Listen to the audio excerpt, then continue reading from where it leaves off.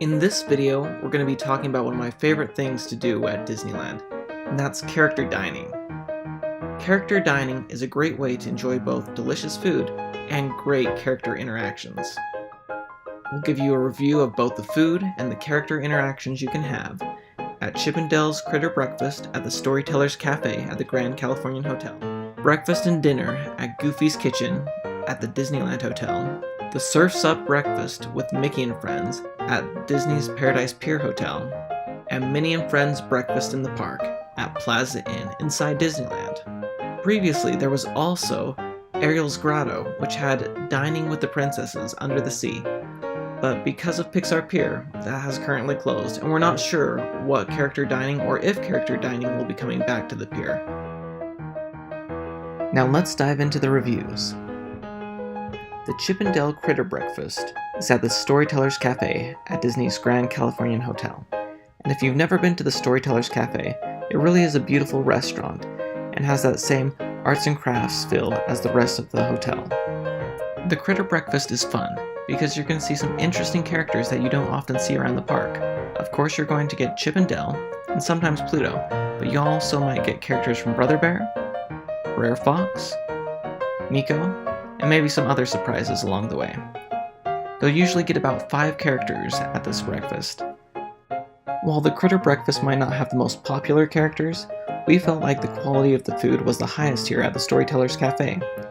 Of course, you can get the typical things that you can find at all the breakfasts, like omelets, fresh fruit and berries, breakfast pastries, breakfast breads and bagels, but you can also get the delicious Storytellers Cafe caramel French toast, which was amazing, eggs Benedict, Mickey-shaped waffles, and other great breakfast foods. The Critter Breakfast was also probably the quietest, and it seemed the least in-demand character breakfast. It's kind of tucked out of the way, and once again, the characters aren't quite as popular. But for food, you're going to have an excellent time, and because there weren't as many people, we had some great character interactions, even though they might have not been the most popular characters. Now let's talk about what is probably Disneyland's most famous character dining, Goofy's Kitchen, over at the Disneyland Hotel. Goofy's Kitchen has both breakfast and dinner. For breakfast, you'll find classic things like Mickey Mouse waffles, Mickey Mouse pancakes, French toast, pastries, muffins, eggs, and also some additional things like chicken breast nuggets, Goofy's famous peanut butter pizza, and also soft serve yogurt with toppings. For dinner, you're going to find a carving station, fresh catch of the day, hot dogs, goofaroni and cheese, once again lots of desserts, and soft serve yogurt with toppings. I was expecting a little bit more as far as taste with food. While it was all good, it didn't blow my mind. In fact, there's a number of restaurants that I'd rather eat at when it comes to food. But where Goofy's Kitchen really does shine is with the character interactions. You'll often find Goofy, Minnie, Chip, Del, Pluto, all in their either waiter or chef outfits, and sometimes you'll even find Chef Mickey there. If you stay at the restaurant for about an hour and 30 minutes, you'll cycle through each of the characters, and in fact, the characters came back to us multiple times within about an hour and 20 minutes, and we had a lot of great interactions with them. Next up, let's talk about the Surf's Up Breakfast with Mickey and Friends over at the Paradise Pier Hotel. In addition to all the typical breakfast food like omelets, waffles, pancakes, and eggs, there's also some unique dishes with both a Mexican and a California flair, including egg white frittatas, chilaquiles, and assorted breakfast flatbreads. They also have a parfait bar, where you can take strawberry yogurt or plain yogurt and mix it with different fresh berries, dried fruits, and homemade granola. Also, this is the character breakfast where you're guaranteed to see Mickey Mouse there. You usually take a picture with him at the very start, and other characters walking around can include Stitch, Daisy, Pluto, Goofy, and maybe some others in the mix. We had a great time at this breakfast, and once again had a lot of great character interactions. We liked some of the unique flavors of the food, which are different than the other locations, and because the restaurant is a bit smaller, it feels a little bit more intimate and that you get to see the characters a little bit more. At least that was our experience.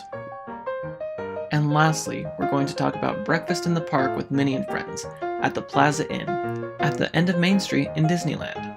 While I've gone to each of the different character breakfasts, this is the one that I keep coming back to. There's just something magical about being in the actual park, with the characters eating.